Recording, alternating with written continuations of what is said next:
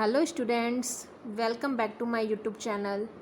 आज का हमारा टॉपिक है monomials, binomials, trinomials and polynomials, जो कि क्लास 8 का chapter 9 algebraic expression and identities का एक इम्पॉर्टेंट पार्ट है। तो चलिए हम लोग आज का टॉपिक स्टार्ट करने से पहले हम लोग प्रीवियस क्लास के बारे में हम लोग एक बार रिवाइज कर लेते हैं कि प्रीवियस क्लासेस में हम लोगों ने क्या देखा था और क्या समझा था। तो हमारा जो प्रीवियस लेक्चर था वो बेस्ड था कॉफिशिएंट, फैक्टर और इक्वेशन पर। और अगर आपने उससे भी पहले मैंने एक वीडियो बनाया था जिसमें मैंने एक्सप्रेशन और टर्म के बारे में बताया था। अगर आपने उस वीडियो को नहीं देखा है तो एक बार ज़रूर जाकर देख लीजिए, क्योंकि यहाँ पर एक्सप्रेशन और टर्म जो है वो यूज़ होने वाला है। क्योंकि आप जब तक उसे नहीं समझेंगे तब तक आपको आज का लेक्चर समझ में नहीं आएगा। ठीक है, तो चलिए हम लोग आगे बढ़ते हैं। सबसे पहले हमारा है मोनोमियल्स। मोनोमियल्स क्या होता है? मोनो मीन्स होता है सिंगल या वन। ठीक है, इसे याद करने का तरीका और भी है। एम से क्या होता है? माँ। एम से माँ होता है, और माँ कितनी होती है? सभी की माँ एक ही होती है। ठीक है, तो उस तरह से ये मेरा याद करने का ट्रिक है। आप चाहें तो इसे इस तरीके से भी याद कर सकते हैं, या फिर आप मोनो जो वर्ड है, मोनोमियल जो बना है मोनो से, मोनो का मीन्स क्या होता है? वन। ठीक है, आप उससे भी याद रख सकते हैं। तो हम लोग आगे बढ़ते हैं। इसका डेफिनेशन क्या होगा मोनोमियल्स का? Expression that contains only one term is called a monomial. अब यहाँ पे वर्ड आया है एक्सप्रेशन और टर्म। तो ये मैंने प्रीवियस लेक्चर में आपको बहुत अच्छे से क्लियर किया है, आप एक बार ज़रूर देख लें।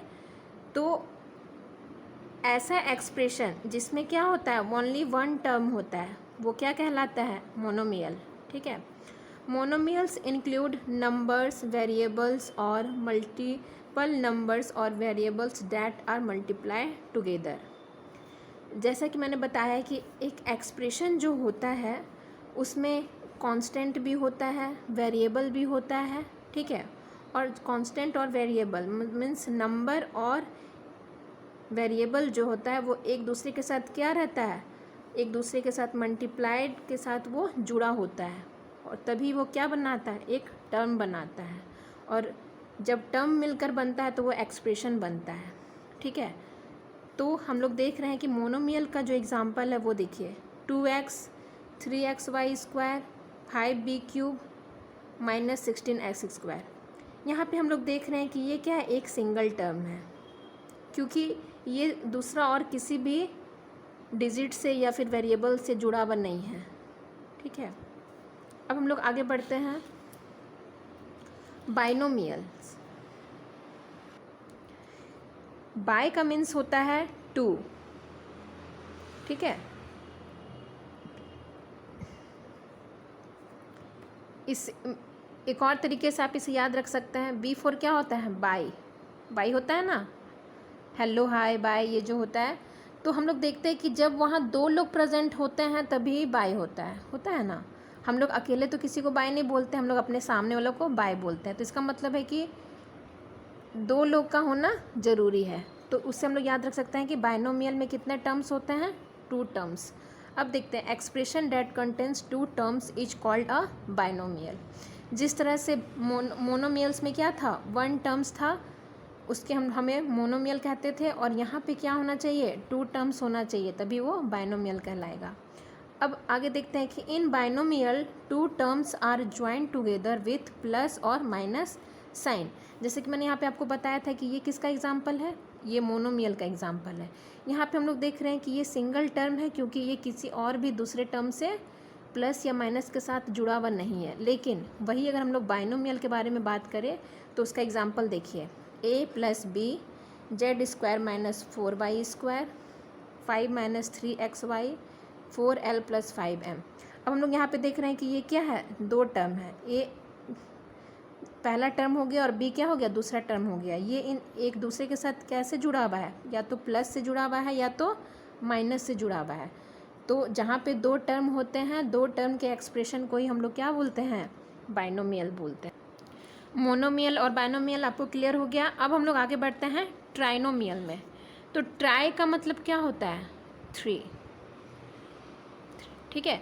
और एक और एग्जांपल आप समझ सकते हैं, एक ट्रायंगल में कितने साइड होते हैं? 3 साइड होते हैं, 1, 2 और 3। तो ट्रायंगल भी किस वर्ड से मिलकर बना है? ट्राई फिर एंगल। जहाँ पे 3 एंगल होता है उसे क्या कहते हैं? ट्रायंगल कहते हैं, है ना। तो इस तरह से हम याद कर सकते हैं ट्राइनोमियल्स में कितने टर्म्स होने चाहिए? 3 टर्म्स इज कॉल्ड ट्राइनोमियल।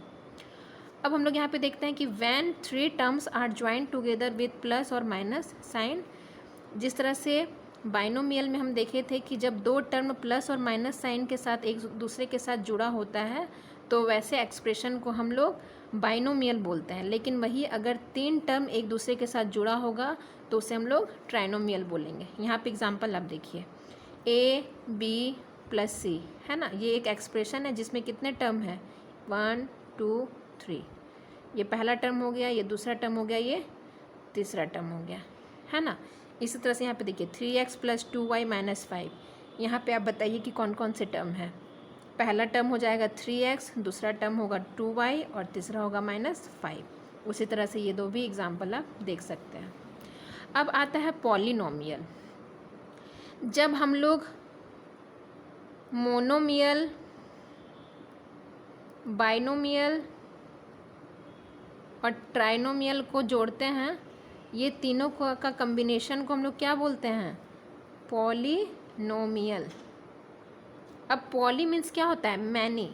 इसमें 1 और मोर देन एक या एक से अधिक टर्म हो सकते हैं, ठीक है। तो एक मतलब मोनोमियल में 1 टर्म होते हैं, बाइनोमियल में 2 होते हैं और ट्राइनोमियल में 3 होते हैं। तो ये तीनों जब होगा तो वो क्या कहलाएगा? Polynomial. Expression that contains only 1 और मोर terms with non zero coefficient. अब यहाँ पे एक कंडीशन क्या है कि उसका जो कॉफिशिएंट है वो कभी जीरो नहीं होना चाहिए। तो मैंने आपको लास्ट क्लास में, प्रीवियस क्लासेस में मैंने कॉफिशिएंट के बारे में बहुत अच्छे से डिस्कस किया था। आप एक बार कॉफिशिएंट के बारे में अगर आपको थोड़ा नॉलेज, उतना अच्छे से आपको अगर आइडिया या फिर नॉलेज नहीं है तो आप एक बार मेरा प्रीवियस लेक्चर को ज़रूर देखें, जिसमें मैंने कॉफिशिएंट, फैक्टर और इक्वेशन सभी के बारे में अच्छे से बताया है।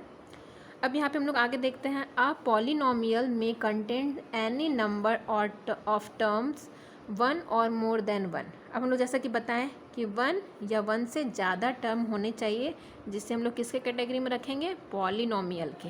बट इसका कंडीशन क्या था? उसका जो कॉफिशिएंट है वो 0 नहीं होना चाहिए। अब हम लोग यहाँ पे देखते हैं कि ये तो एक एक्सप्रेशन हो गया, ठीक है। कितने टर्म का एक्सप्रेशन है ये? 1, 2, 3, 4। ये 4 टर्म का एक एक्सप्रेशन हो गया। उसी तरह से ये 1, 2, 3, 4, 5। ये कितने टर्म है इस वाले एक्सप्रेशन में? टोटल 5 टर्म है।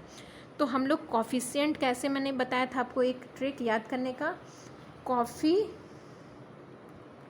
कॉफिशिएंट जो वर्ड है वो किससे मिला जुला लगता है? कॉफ़ी से मिला जुला लगता है।